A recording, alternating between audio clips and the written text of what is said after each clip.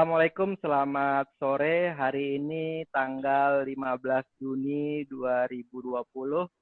Kebetulan kami adalah teman berempat orang yang ada di dalam layar teman-teman semua. Dan kebetulan juga kami sedang lagi ada silaturahim dalam konteks sudah lama kami berempat tidak berkumpul di dalam satu forum seperti Zoom yang sekarang sangat banyak dimanfaatkan di masa-masa uh, COVID ini.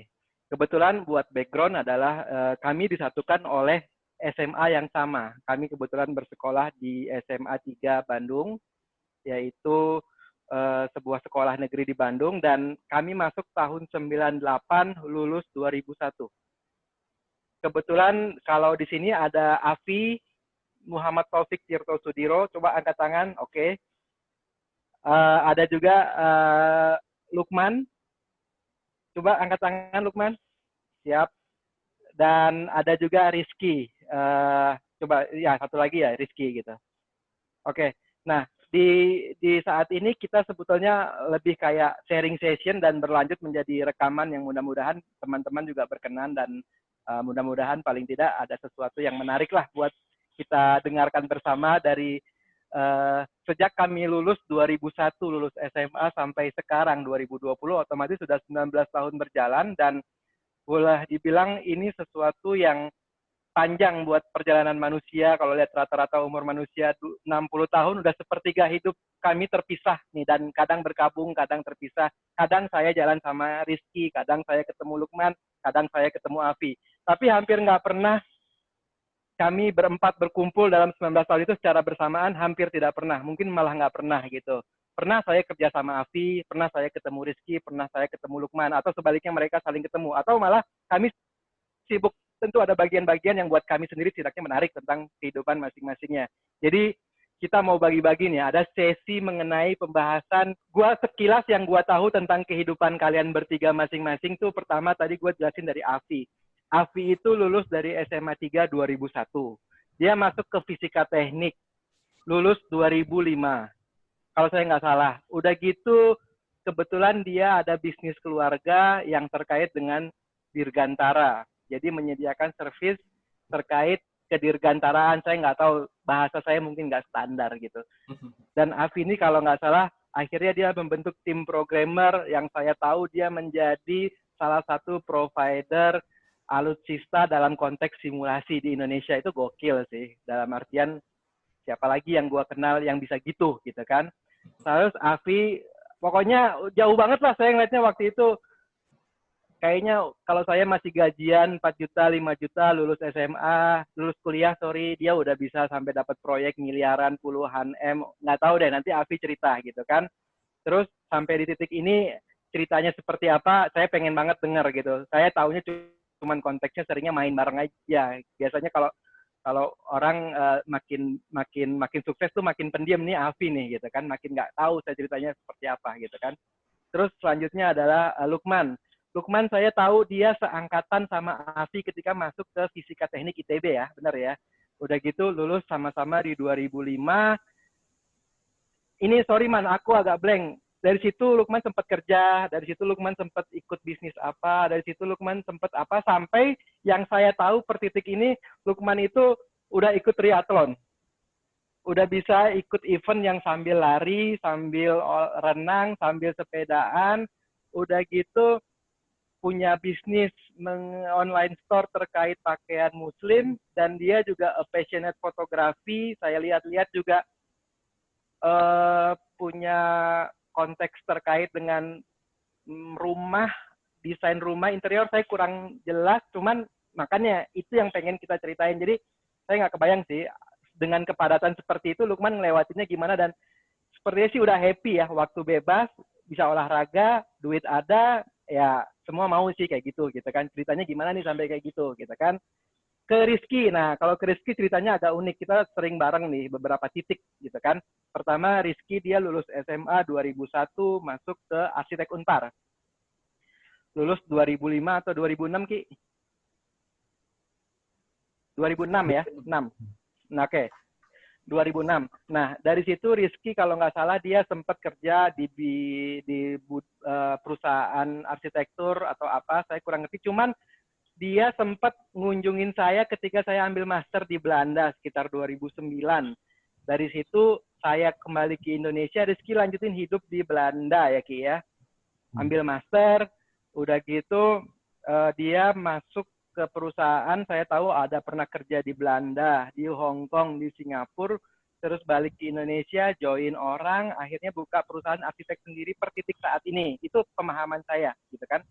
Dan kita juga kerja berapa kali mengenai ini, mengenai arsitektur. Nah, terakhir saya sekilas, saya lulus 2001, masuk ke Matematika ITB juga, lulus 2005, saya kerja, 2006 saya masuk ke Belanda kuliah, kebetulan saya dapat beasiswa, lulus 2008, saya mengalami, ini karena saya tahu detailnya gimana.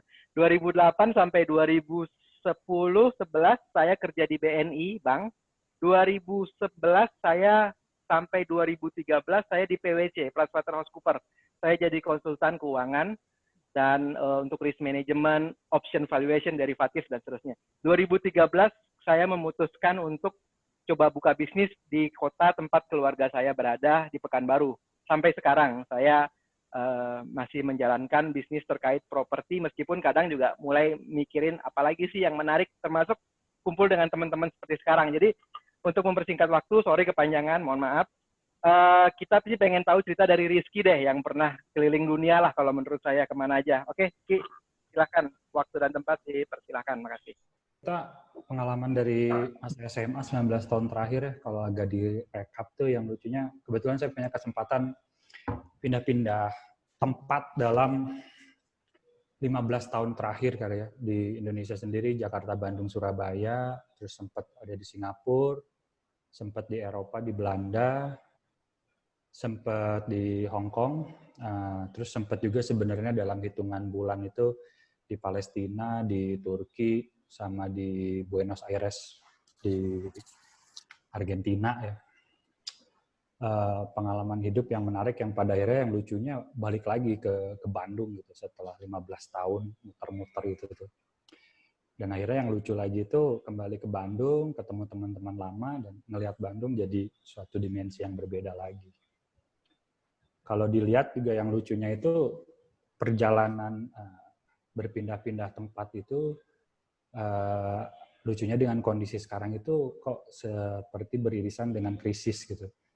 Karena di 2008 lagi di Singapura kena krisis Lehman Brothers Amerika. Wah, collapse, menyaksikan krisis di umur 26 tahun atau 27 tahun gitu. Wah, anjir ini apaan nih? Baru melek biasa dari kampung Cis itu langsung ke Singapura, melihat globalisasi kayak anjir, aneh gini gitu kan. Terus dari situ di Belanda lucu juga, 2012 begitu lulus, saya pikir ya krisis itu cuma satu momen aja. Taunya, wah krisis lagi nih, sekarang di Eropa, di Asia malah aman, itu kaget lagi gitu. Terus balik lagi ke Asia, tapi di Asia Utara, di Hong Kong 2015, ngelihat ada krisis lagi. Sekarang balik ke Bandung, dengan pengalaman 3 krisis itu, ngadepin krisis lagi gitu. Ini agak lucu juga, jadi saya agak ngerasa lucunya 19 tahun ini kok seperti 4-5 tahun ini, krisis itu udah bagian dari hidup gitu. Itu sangat lucu dan berharapnya mungkin dengan pengalaman-pengalaman krisis itu malah yang biasanya jadi ngenes karena krisis malah bisa jadi positif. Selain itu yang lucu juga kalau dilihat perjalanan pindah-pindah tempat mencari ini ternyata saya sadari itu lewat arsitektur bermula dari keingintahuan mencari kebenaran kalau dipikir-pikir gitu. Karena ya biasalah waktu kayak SMA gitu zaman ababil gitu kan. Apa sih hakiki hidup, apa sih kebenaran gitu. Wah. Terus kayak ekspresi diri itu apa gitu. Dulu kan kayak ya udah masuk SMA 3 ya karena sekolah terbaik, masuk SMP 5 sekolah terbaik, tapi di dalamnya ngapain kagak tahu juga gitu kan. Dari situ malah dari pengalaman-pengalaman informal yang dulu sering ngobrol sama Lukman dari musik gitu ya. Malah di situ ngelihat kayak orang kok ngeliat hidup beda kayak di sekolah ya. Di sekolah tuh ngeliat hidup tuh ya pokoknya lu dapat rapot A udah gitu. Tapi waktu belajar ngeband sama Lukman gitu dulu, ekspresinya Kurt Cobain gitu melihat hidup terus dikaryakan dengan musik, ini kok beda banget ya orang melihat hidup kayak begini. Terus kenapa grunge yang kayak keras gini enak, terus tiba-tiba ketemu The Groove yang ngefunk kok enak gitu. Nah di situ teh sebenarnya mungkin itu awal-awalnya, jadi akhirnya mempertanyakan apa sih kebenaran gitu ya. Ya karena dulu mungkin agama juga rada lemah kali ya, jadi agama ya dimensi lain gitu. Jadi mendekati hidup tuh kayaknya saya secara nggak langsung tuh beririsan dengan hal-hal yang berbau kesenian gitu ya, baik visual maupun sound, musik. Nah dari situ tuh menemukan sesuatu yang tidak absolut gitu loh, kok beda gitu. Padahal kalau di sekolah kan kalau A ya A, kalau B ya B gitu. Padahal pas di musik tuh nggak kayak gitu. Nah itu secara tidak sadar membawa saya ke arsitektur kayaknya waktu itu tuh. Nah pas lulus udah yakin nih nggak akan masuk ITB, agak-agak bego gitu kan dulu, nggak kuat matematika merah, fisika merah, apalagi kimia itu wah mampus lah kalau masuk ITB gitu kan.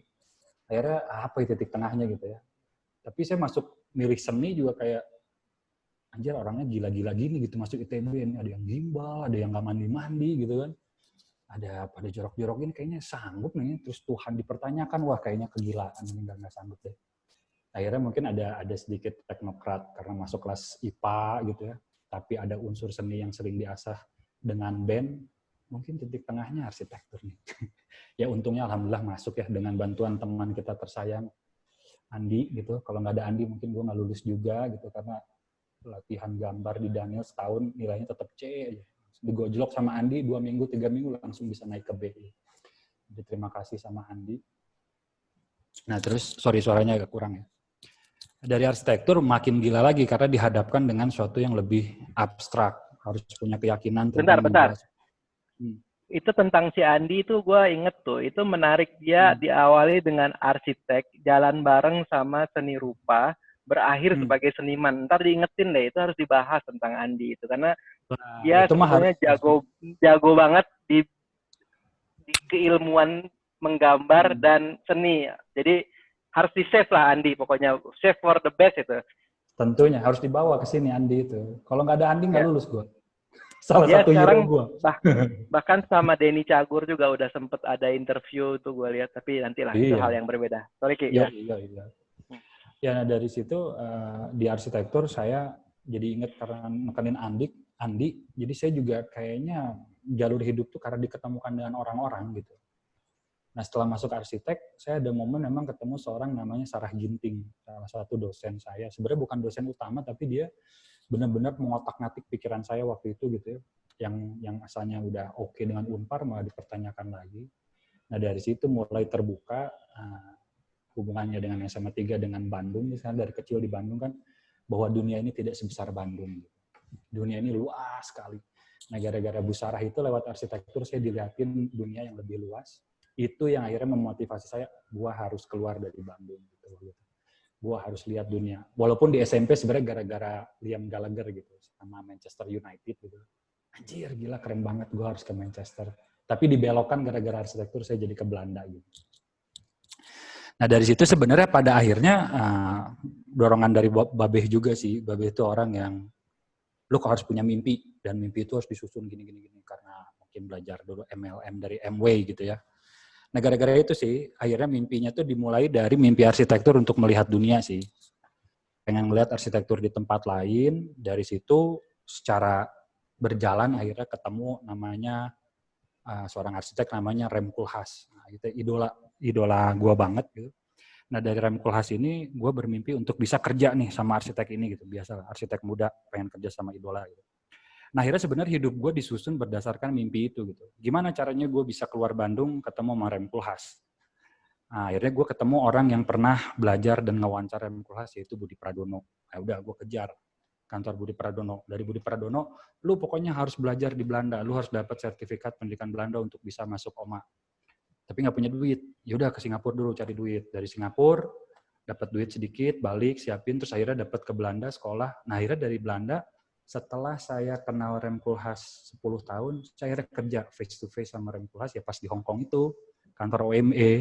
Hari kedua kerja, langsung ketemu sama Rem, langsung diskusi sama Rem. Wah itu kayak dream come true banget gitu ya. Karena itu mimpi 10 tahun. Gue agak bingung kenapa lo bisa gampang banget mau ke Singapura, mau ke Belanda. Sebetulnya sekilas lo bisa sampai gampang banget. Gue juga tahu lo nggak tajir-tajir amat kayak gitu. Apa sih gitu yang bikin itu tuh kayaknya lo bisa bikin masuk arsitek Unpar kan terbaik ya, debatable. di Indonesia arsiteknya gitu kan. Tapi apa sih yang menurut lo kriteria lo yang bisa bikin lo tuh ini sekilas lo kan udah bisa nih di titik lo cerita udah sampai ketemu sama idola lo, sampai ke Belanda, ke Berlage ya. Berlage ya, Berlage Institute. Ya, Berlage kan. Udah gitu lo bisa kerja di sana sini sampai ke Buenos Aires, Palestina. Gue cuma tahu Palestina gara-gara ACT, aksi cepat tanggap gitu. Lo udah sampai ke sana juga gitu kan. Apa sih trait lo yang menurut lo nih bisa bikin lo tuh bisa survive dan mampu ke sana? Cepet aja deh. Sebenarnya kalau bicara gampang sih, kalau detailnya panjang, nggak gampang sama sekali. Banyak nangisnya, banyak jungkir baliknya, secara finansial, secara mental, hati. Gila-gilaan lah, karena semua itu nggak semudah yang gue rasakan. Gue berawal dari Medan Bandung, masuk Medan Singapura, Asia Tenggara, masuk Medan Eropa, masuk Medan Amerika. Itu semua naik kelas terus, dan gue di push terus, makanya jidat mungkin sampai kayak begini ya. Salah satu ekses dari stressfulnya ngadepin konteks yang semakin gila itu gitu. Sebenarnya gue bisa bilang nggak ada gampang sama sekali. Di setiap momen yang gue hadapin itu susah gitu. Nah cuman ini jadi cuma notice bahwa ini kerja keras, usaha lah ya. Nggak mungkin ini bersenang-senang pakai duit babeh ya. Nggak. Dan semuanya alhamdulillah ada beberapa jalur kan beasiswa. Gue ingat ada satu orang di Kick Andy waktu itu ngomong bahwa beasiswa itu yang memotivasi gue. Beasiswa itu bukan buat orang pintar. Tapi beasiswa itu buat orang yang mau kerja lebih. Itu yang bikin gue anjay gitu. Dan itu benar-benar terjadi di gue di momen-momen lagi, duit udah tinggal 5.000 perak, tiba-tiba ada karena adalah. Itu nanti kita bisa sesi cerita sendiri terakhir, tapi yang pengen gue tekenin, kayaknya akhirnya dari 19 tahun terakhir sampai sekarang ini sebenarnya mimpi yang nge-guide gue sih. Dan mimpi itu ya karena salah satunya ketemu teman-teman, ketemu orang, baca ini, baca itu. Mimpi itu slowly but sure itu tuh dibangun satu-satu gitu. Nah akhirnya guidance gue kalau gue tarik back ke belakang itu adalah dari pencarian truth tentang hidup ini gitu. Tapi truth-nya tuh lewat peran apa? Mungkin perannya sebagai arsitek gitu. Melalui arsitektur gue mencari... Sorry Ki, karena udah 10 menit nih, gue interupsi. Satu lagi pertanyaan terakhir. Menurut lo pencapaian terbesar lo saat ini apa? Dan apa lagi yang mau lo lakuin sebelum kita oper ceritanya ke Lukman deh? Pencapaian kayaknya sih yang paling tinggi pada akhirnya untuk di 19 tahun ini gue berani untuk melakukan apa yang gue mau sih. Dengan segala resikonya gitu ya. Akhirnya buka bisnis sendiri. Salah satunya buka bisnis sendiri, membangun mimpi yang gue mau dengan orang yang gue pikir sejalan gitu ya, yaitu sahabat gue Asa gitu ya. Dan karena terbukanya kebebasan ini untuk bermimpi gitu, makin banyak jadinya yang pengen gue kerjain. Kalau dulu kan karena gue kerja ke orang lebih pada membantu atasan gue untuk mewujudkan keinginannya dan menjaga produktivitas tim yang gue lead. Sebenarnya fokus gue itu gitu kan. Visi bos sama gue sih belum tentu sama gitu. Nah sekarang gue berada di orang yang bisa membuat visi. Resikonya gue jadi pengen banget punya banyak kepengen nih jadinya sekarang gitu. Sekarang harus siap. Oke, thank you ya. Kita coba pindah ke Lukman ya. Ini kayaknya memang tidak akan muat 10 menit untuk mencakup 19 tahun, tapi we'll try our best lah untuk menjelaskan itu. Sekarang Lukman ya Man ya, siap-siap Man. Kita mau dengar cerita seru lo. Yuk, silahkan. Assalamualaikum warahmatullahi wabarakatuh. Selamat sore. Ya, ini dimulai dari lulus SMA ya. Tapi sebetulnya irisan sama Hanafi sama MS itu dari SMP ya. Jadi dia udah tahu dulu. Sama juga itu ada apa tuh dikenalkan pada dunia musik betul. Dan itu sampai berlanjut sampai kuliah. Sampai kuliah gue beres juga kita masih main musik, masih jadi session player, langganan manggung di Java Jazz itu tiap tahun, alhamdulillah. Jadi nggak usah beli tiket Java Jazz waktu dulu, gitu. Jadi tinggal manggung aja, tiap manggung kan bisa nonton gratis tuh 3 hari. Jadi lulus kuliah 2006, rasanya sih 2006 apa 2005, lupa. Beres itu kerja dulu setengah tahun di konsultan mechanical electrical di Jakarta Barat. Jadi bikin ngerancang. Memang dulu S1-nya HVAC, Heating, Ventilation, and Air Conditioning. Jadi Sampurna Strategic Square, Talavera, Tanah Abang Blok B, itu gua tanganin. Dalam waktu 6 bulan, di Irfan. Jadi pas ningali, wah ini kerjaan luar biasa, dari pagi sampai petang gitu kan. Sampai malam, besok meeting, revisi deh, segala macam. Wah, nggak enjoy. Buat anak band gitu waktu itu, yang dulu gua bisa dapetin dari session player 700.000 atau sejuta tiap kali manggung, tiba-tiba harus bekerja keras luar biasa gitu. Waktu itu gua masih digaji, lupa ya 3 juta apa berapa ya. Tapi itu udah ketemu langsung sama owner, sama apa, meeting, mengerjakan hal-hal yang penting. Kok asa rudetnya gitu kan waktu itu. Jadi asa tidak menikmati hidup gitu. Terus kemudian ada tawaran, ditanya sama dosen pembimbing, rencana kamu gimana? Sebetulnya Pak, kayak gini ngomongin, gue pengen jadi dosen. Pengen jadi dosen di ITB. Ya udah, nih datang ke kampus aja, mungkin kita bisa obrolin. Nah, alhamdulillah di kampus ada dosen yang mau sponsorin. Jadi waktu itu gua bantuin di labnya beliau, kemudian dia sponsorin buat biaya kuliah gua S2 di situ sampai selesai, alhamdulillah. Dan dengan sponsorship itu masih bisa menjalankan hobi, yaitu main band lagi. Jadi waktu itu jadi ya lumayan lah, enjoy gitu, masih asik gitu. Alhamdulillah dosennya mau sponsorin, gue bisa kuliah lagi, nggak bergantung sama orang tua karena dosennya juga nyediain dengan baik hati, nyediain uang saku juga, ya cukup buat single gitu waktu itu. Plus juga masih bisa dapat tambahan dari manggung-manggung. Nah, dilanjutlah ke episode berikutnya, yaitu menikah. Gue menikah waktu udah lulus S2, beres lulus S2, langsung menikah. Nah, beres menikah ini, muncul masalah baru kan, baru tanggungannya udah bukan satu lagi kan, bukan cuma buat gua makan doang. Nah, gimana caranya bisa membangun keluarga yang baru kayak gimana. Nah, dari situ sebetulnya yang hijrah duluan dan ingin, istriku itu dulu kerjanya di Markplus, konsultan marketing di Bandung. Nah,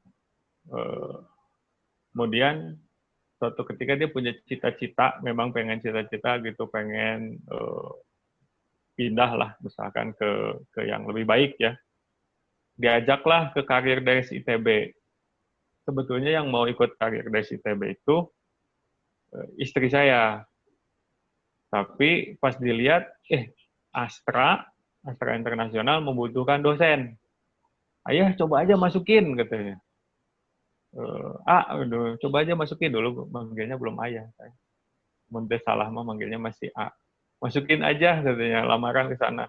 Ternyata dari acara Career Days itu malah saya yang keterima jadi dosen di Politeknik Manufaktur Astra. Jadi Astra itu punya politeknik sendiri buat mencetak D3 buat bisnisnya dia. Ya, kerjalah, pindah ke Jakarta, dan istri pun pindah ke Markplus Jakarta. Ya gitu. Ya, menikah tuh benar mendatangkan rezeki ya. Kemudian anak pun mendatangkan rezeki. Waktu kita masih ngekos, rasa masih happy ya. Ada 2 penghasilan, hidup masih ngekos berdua, oke lah, masih bisa seneng aja gitu. Tiba-tiba dapat rezeki, anak pertama udah harus pindah dari kosan kan, harus ngontrak rumah di Jakarta. Kemudian dengan berbagai macam kendalanya, bla bla bla itu. Kendalanya adalah kita udah ganti istilahnya asisten itu 15 kali ada. Jadi itu istri itu udah sampai, aduh ini ganti lagi, ganti lagi, ganti lagi. Dan setiap kali ganti itu istriku izin ke kantornya. Dan itu kan kantornya, ini mau kerja nggak kamu itu?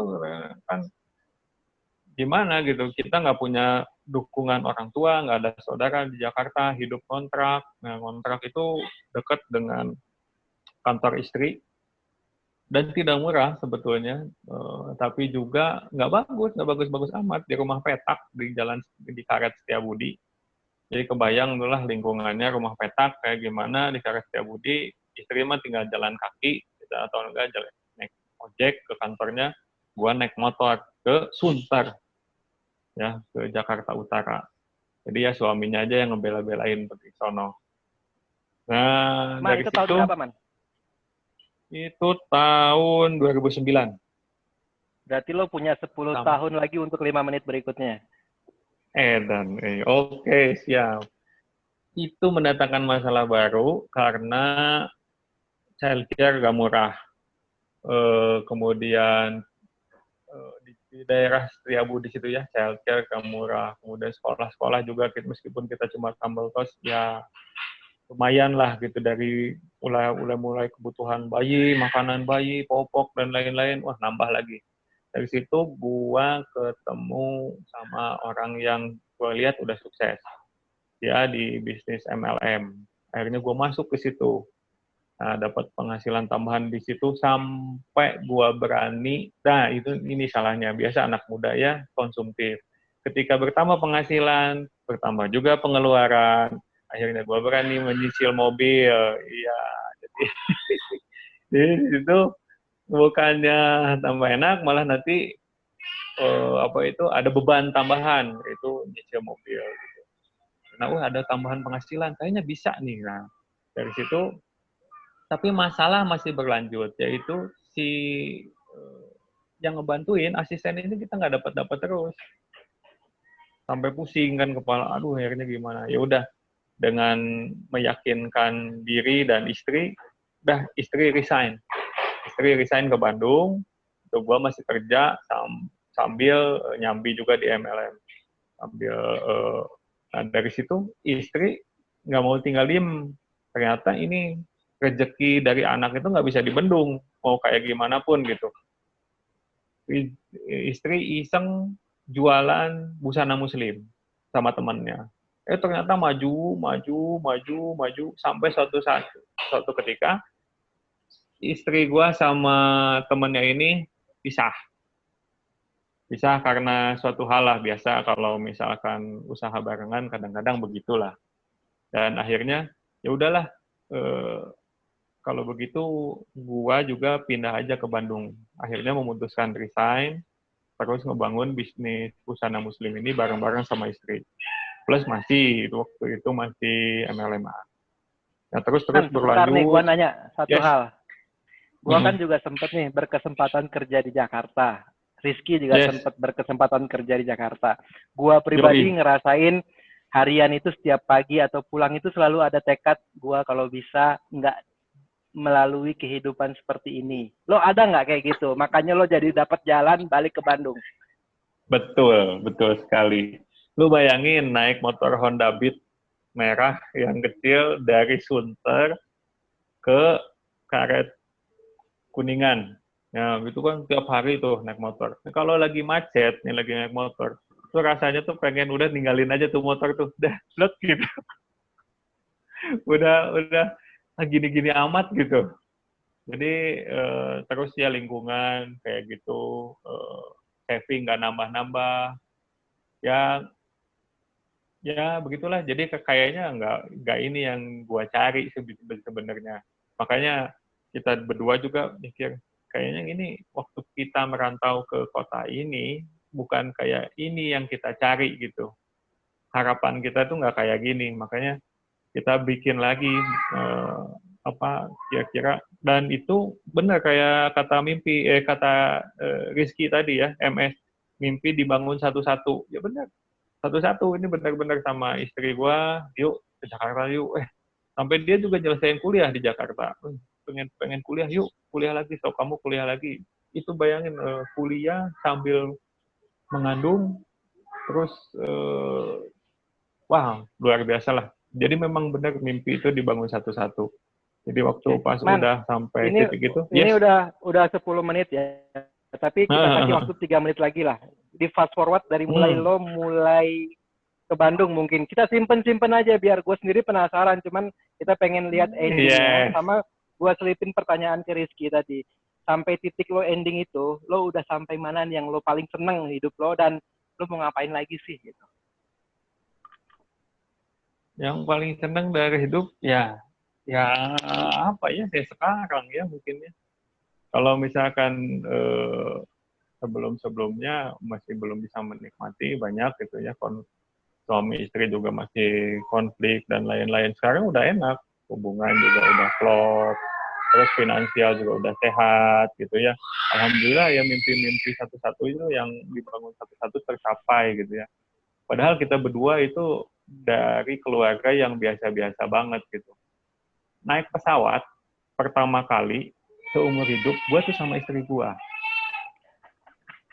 Keluar negeri pertama kali, bener asli, makan sushi tei pertama kali itu bareng istri gue. Jadi waktu teman-teman yang lain waktu SMA ngerasain cewek ke sushi tei kemana gitu, gue nggak pernah. Jadi waktu sama istri gue, wow, oke, gini rasanya ya. Ya alhamdulillah mimpi kita satu-satu tercapai. Ya ini istilahnya bukan mudah-mudahan nggak jadi sum'ah atau riam, tapi tahadus ya. Alhamdulillah gitu. Udah satu-satu dijabarin, ngumrohin ibu bapak, ngumrohin mertua, jalan-jalan yuk kemana gitu, misalkan ke Korea, ke Jepang, umroh dan lain-lain itu alhamdulillah bisa tercapai enak gitu ya. Punya sekarang ada rumah udah nggak nyicil, tempat usaha kios udah nggak nyicil juga gitu. Jadi udah cash flow udah sehat, alhamdulillah nggak ada cicilan.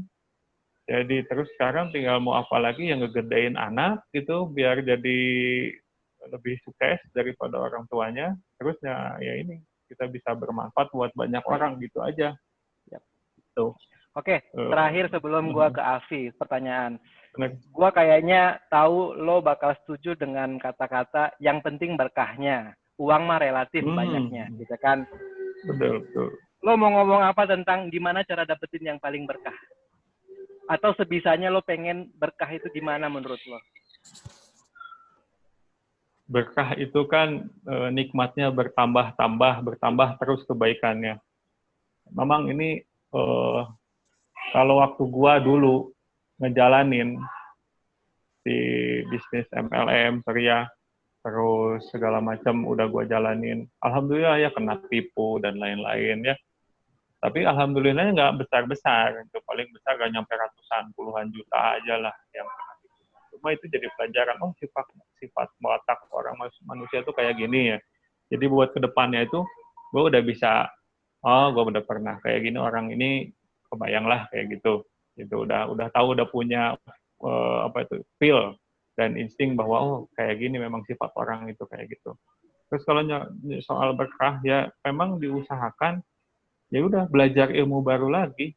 Jadi benar-benar yang harta haram gitu ya, terus yang kayak gitu benar-benar gue harus pelajari lagi.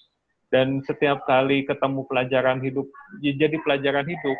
Jadi contohnya si mobil yang pertama kali gue dapetin itu ribet banget ngejualnya, ribet banget segala macamnya. Ya udah gue terima apa adanya. Karena gue pikir ya ini nih nyuci gudang, nyuci dosa gue juga nih beginian.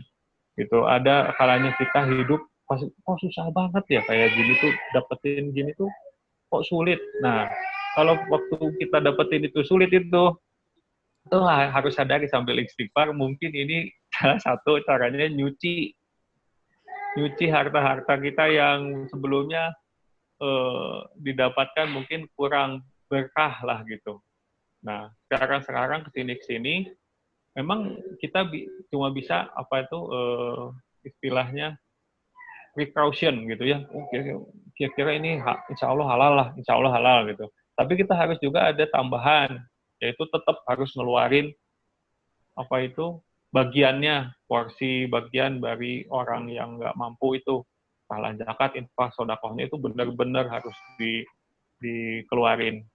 Jadi Oke. alhamdulillah, gitu Jadi aja sih. ini gua minta izin ya Man, kita oper ke Avi. Yes, siap. Tapi gua bisa lihat bahwa kalau dari Rizky itu gua pribadi setidaknya merasa lo kalau mau sekeliling dunia atau lo mau ini meskipun dengan nilai IPA lo yang pas-pasan, tapi kalau lo punya niatan nyampe lo kemana aja. Kalau dari Rukman gua ngerasa sisi rohaninya lah kita dapat bonus, bahwa yang penting itu adalah ujung-ujungnya berkah. Caranya betul berlanjut. Kalau untuk Avi, gue ada yang tertarik sangat buat gue pribadi. IP-nya salah satu yang tertinggi di SMA 3 Bandung. SMA 3 Bandung itu debatable adalah SMA terbaik di Indonesia yang negeri. Saat kita lah paling enggak gitu kan. Ini orang ini super geeky, tapi ya seperti inilah gitu. Jago semuanya secara otak, gue yakin, apalagi di kita berempat doang ya udah the best lah. Nah, tapi coba, Vi, sekarang sesi lo nih, coba lo ceritain dengan format yang tadi, gimana lo sampai ke titik sekarang, Vi? Ya, jadi kalau gue agak bingungnya menceritakan, nggak terlalu biasa. Tapi anyways, jadi kalau gue mungkin dibanding yang lain, itu yang hidupnya mungkin paling lurus-lurus ya. Jadi gue datang dari keluarga engineer, bokap gue engineer, gue juga jadi engineer, dan sampai sekarang juga masih jadi engineer gitu. Abis SMA, jadi keinget sih emang SMA masuk kuliah teknik fisika bareng sama Lukman. Nah di situ waktu mau lulus sebetulnya gue juga nggak yakin mau ngapain nih waktu itu dalam hidup, karena waktu itu sejujurnya waktu ngelihat gawean orang dewasa gitu, ngeliat bokap gue di IPTN, ya mohon maaf ini kok kayaknya agak boring gitu ya, kayak gitu. Tapi ya terus ada satu hal di kuliah itu yang lumayan mempengaruhi gue sih waktu itu. Jadi waktu kuliah tuh ada yang namanya kuliah Kapita Selekta ya. Jadi dia di FT tuh ngedatengin orang-orang yang hebat-hebat ya, dari alumni-alumni sih, ada yang dari mana-mana lah. Jadi mereka tuh yang justru ngebuka pikiran gitu dari semua kuliah itu, semua mata kuliah. Dia yang ngasih tahu kita bahwa sebetulnya mungkin kayak MS tadi gitu. Jadi orang-orang ini, banyak kan orang-orangnya, dia ngasih tahu hidup tuh ternyata luas banget gitu. Possibility-nya tuh endless, dan entah gimana caranya dia ngebuka sesuatu gitu. Nah, berapa bulan sebelum lulus, mulai deketin sama bokap. Jadi dikasih tahu lah apa sih yang Leo kerjakan, apa segala macem. Terus somehow ya gue jadi tertarik juga gitu. Jadi itu yang mungkin gue beda sama yang lain. Jadi dari begitu beres kuliah, emang nggak pernah punya pengalaman nyari kerja gitu ya. Jadi karena ya waktu itu akhirnya kayaknya menarik juga nih, karena alternatifnya ya either jadi engineer di situ atau jadi engineer di perusahaan-perusahaan yang gede, terutama kan rata-rata kalau ITB tambang yang kayak gitu ya, kurang cocok sih gitu ya. Nah akhirnya masuklah ke PT TNE System namanya. Ya waktu itu PT TNE System tuh kita ngebikin sistem di dua customer utamanya. Jadi satu itu di power industry di PLN, yang kedua tuh di militer gitu. Nah, apa yang mereka udah bikin macam-macam sih. Jadi kita pernah merekondisi radar ya. Radar itu di beberapa belas titik. Udah gitu yang kalau gue pribadi ya, awalnya gue di situ bikin HMI sih, DAS mungkin Lukman tahu. Jadi data precision system, jadi program 1 tahun. Habis itu ditantang tahun 2005. Nah, mulai menariknya sebenarnya di sini. Jadi di tahun 2005 ditantang, punya teman-teman kan, coba kita bikin game yuk katanya gitu. Akhirnya gue telepon teman-teman baik, Uray, Alfa. Uray dulu sih pertama. Ray, lu mau ini nggak kita bikin game begini-begini? Kata dia, oke. Lu ada temen nggak? Ada, Alfa nih gitu. Akhirnya kita bertiga lah ngumpul gitu, terus kita bikin dikasih tugas, sebenarnya kita suruh bikin game apapun itu. Nah akhirnya kita ngedesain apa segala macam, kita ngumpulin 5 tim awal sebetulnya. Jadi 3 programmer, 1 programmer core-nya ya si Uray, arsiteknya, gue programmer Alfa nih programmer grafik, gue programmer yang apa ya, basically yang dua sisi lah, jadi technical managementnya gitu, sama ngeberesin yang belum beres. Dua lagi orang artis. Interupsi dulu bentar, Vi. Aha. Jadi kalau si MS cerita dia membangkitkan Andi yang nanti bakal kita coba kalau dia mau. Aha. Ada Uray nih yang muncul namanya. Uray. Uray itu kebetulan dia se-SMA sama kita, sama-sama lulus 2001. Alfa ini juga sama kan? Alfa juga. Iya, tapi yang menarik dari Uray adalah SMP kelas 3 dikasih komputer sama bokapnya. Nggak boleh main game, terserah lo mau apa. Akhirnya gue inget, gue sama-sama matematika dengan dia 2001 sampai 2005. Dia yang pertama bikin pertiketan kereta api online di SMP kita. Kebayang SMP kita tuh berarti sekitar 98 tahunnya. Iya. Dan sampai sekarang dia masih sering kerja sama Avi. Nanti tapi orangnya memang kayaknya susah didekati untuk diinterview. Kita bisa coba tapi belum tentu berhasil. Ya, sorry. Oke.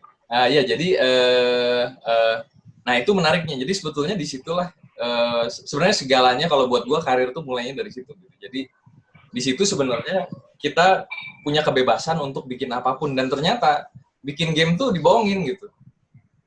Jadi rupanya game itu adalah suatu sistem ya. Inilah kerennya game itu. Jadi waktu dulu juga orang-orang kan taunya gue bikin game ya, tapi sebenarnya bukan game per se gitu. Game itu adalah secara programming dia memiliki segalanya, terutama untuk bidang simulasi ya. Karena dia pertama real time simulation ya. Jadi dia game itu sesuatu yang real time gitu. Jadi bukan kayak film yang di pre-record.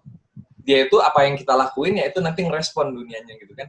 Dan dia komponennya ada semua gitu. Dalam komponen kehidupannya ada simulasinya, simulasi fisikalnya, dan macam-macam ya simulasi di situ.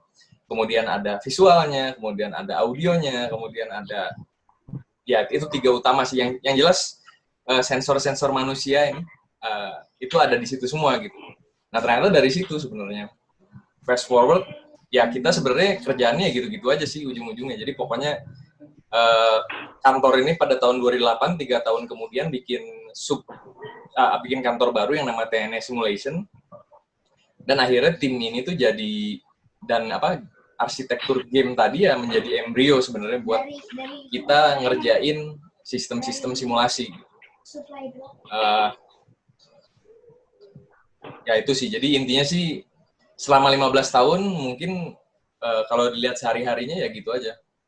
Dari rumah ke kantor, di depan komputer, mungkin sampai besoknya lagi, mungkin juga tetap di kantor gitu kan. Ya gitu aja terus sebenarnya sampai 2018 gitu ya. Nah, terjadilah yang di tahun 2018 ini. Jadi hawa ekonomi Indonesia mulai berubah. Jadi kelihatannya apa yang kita lakukan kemarin agak kurang relevan dengan tujuan si negara ini gitu ya kayaknya, karena kebanyakan kita kan emang proyeknya dari negara ya. Nah akhirnya ya kita kemarin bikin spin-off sih ujung-ujungnya itu. Jadi karena core kita emang software, akhirnya kita bikin usaha sendiri di luar kan gitu. Dan ya itu sih yang dikerjain akhir-akhir ini. Oke, ini pertanyaan. Ya. Oh, duluan siapa yang mau nanya? Ini terkait kemarin, ini di forum parenting gua sama teman-teman di Mata Pena kemarin, ini lagi naik daun banget sekarang tuh sekolah coding buat anak-anak. Ya.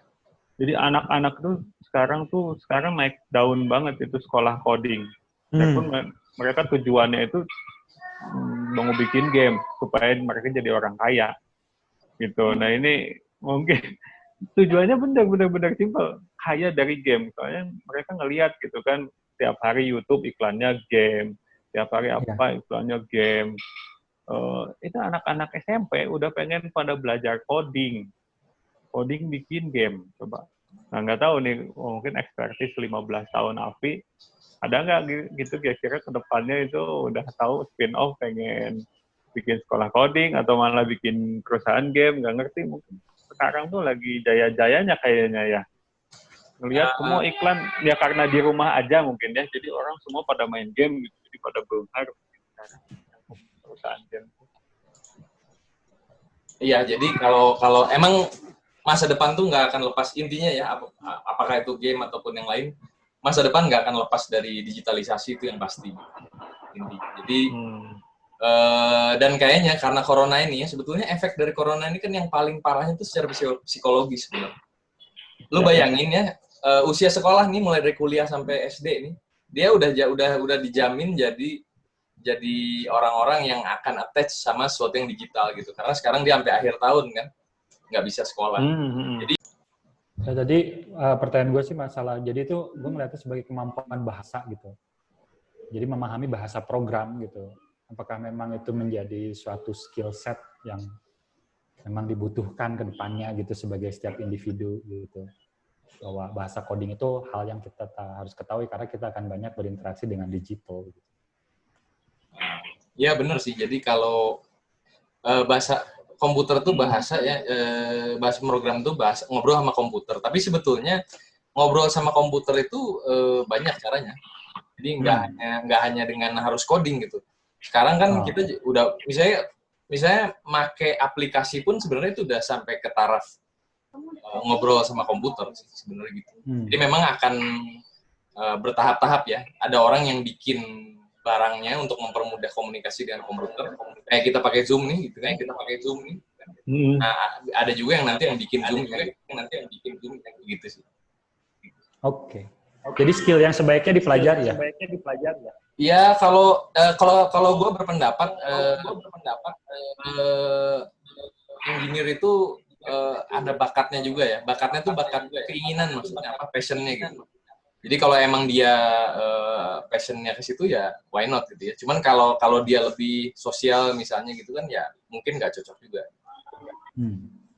Oke. Vi, Yep. makasih Vi udah sharing. Gue cuma mau nambahin kalau dari Afi sih mungkin pertanyaannya kita paskan di sini. Cuman gue mau konfirmasi beberapa hal. Di saatnya Afi ini pernah jadi salah satu perusahaan satu-satunya di Indonesia yang pernah menghadiri Indonesia Defense, apa namanya Vi? Indonesia Defense ya. Indonesia Defense yang di Indo Jakarta Defense. apa? Indo Defense. Oke, Indo Defense. Jadi satu-satunya perusahaan di Indonesia yang mempresentasikan mengenai kemampuan alutsistanya dari pihak swasta lah boleh dibilang. Sebenarnya nggak satu-satunya, tapi mungkin di level skala itu ya. Oke.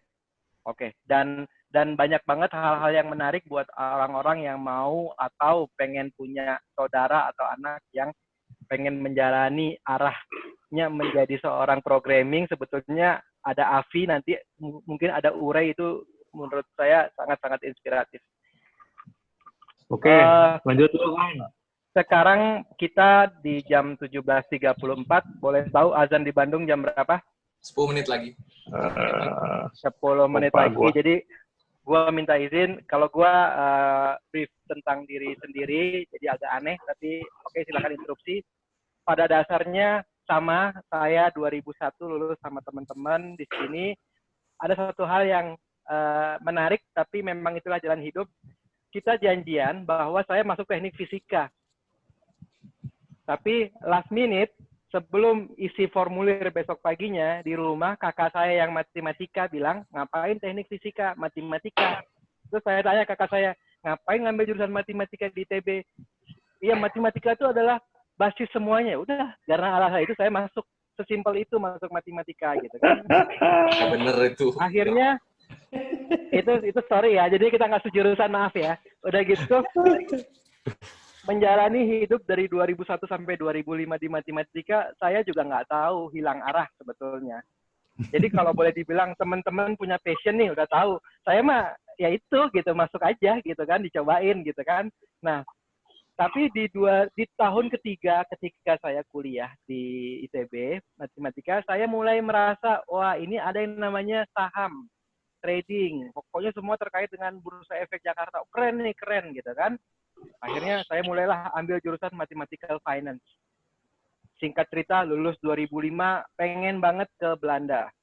Karena di sana ada jurusan Financial Engineering, yang masuk sana nanti bisa lulus, pergi ke New York Stock Exchange, wah, menjadi seorang trader yang duitnya banyak. Jadi kayak kalau sekarang ada Wolf of Wall Street film, nah pengennya jadi kayak gitu. Tapi waktu itu belum ada filmnya, jadi hura-hura, senang-senang gitu kan. Oh ya, gila lah gitu kan, duitnya banyak, trading, senang-senang beli mobil. Emang kayak gitu, sejujurnya ngomong kayak gitu kan. Akhirnya alhamdulillah dapat beasiswa 2006 masuk ke Belanda di Financial Engineering University Twente di Enschede. Rizky pernah kunjungi saya itu. Terus udah gitu lulus 2008, saya sempat magang di perusahaan Amsterdam di dekat bursa sahamnya Amsterdam. Tapi pas lulus, lucunya pandangan saya berubah sama sekali mengenai cara dapat saham dengan untung cepat gitu. Itu lebih kayak semua mohon maaf yang ditawarkan teman-teman ketika ayo join pasti untung, ayo join dengan ini. Yang iklannya banyak itu ya sekarang ya? Sepertinya masih banyak hal lain yang harus dikonfirmasi gitu ya, quote unquote. Jadi saya lebih percaya kalau emang mau invest ke perusahaan, investlah baik-baik, baca laporan keuangannya, mungkin untung sekian ribu dolar dengan modal sekian puluh dolar, itu sulit gitu kan. Secara statistik itu sangat sulit gitu kan. Oke, lanjut saya lulus 2008, masuk ke, 2008 saya masuk ke masuk ke Amsterdam, saya di PHK, krisis bareng MS.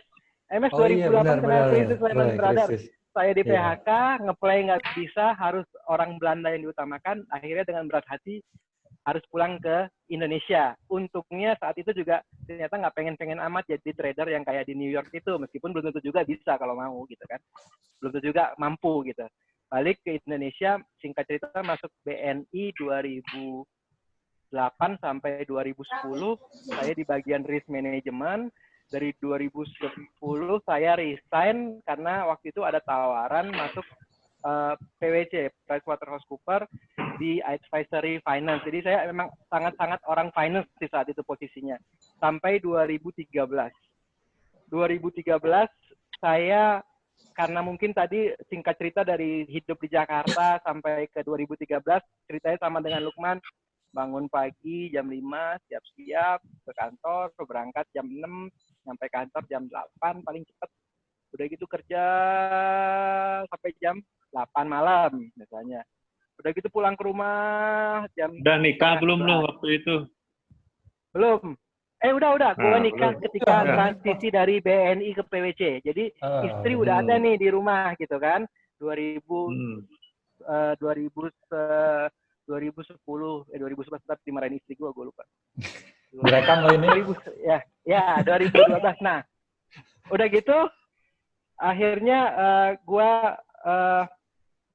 kerja di PwC 3 tahun, dua-duanya pengalaman berharga, cuman di PwC gue memutuskan gaji yang lumayan itu tidak sepenuhnya menjamin kehappyan di dalam hidup gitu kan. Lebih kayak waktu untuk keluarga itu yang lebih mahal gitu kan.